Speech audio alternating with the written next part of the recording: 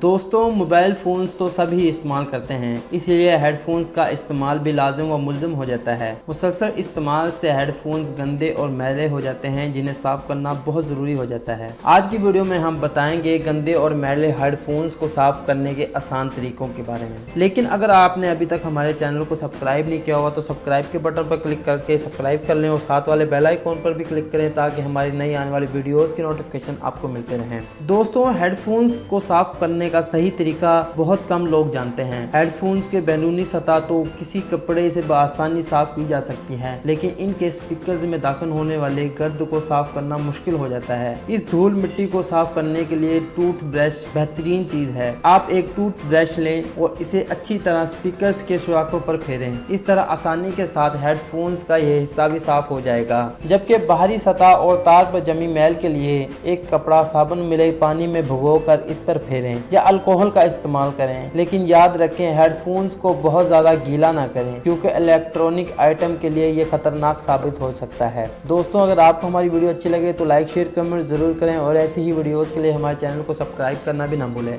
मिलते हैं next video में। अल्लाह हाफिज़।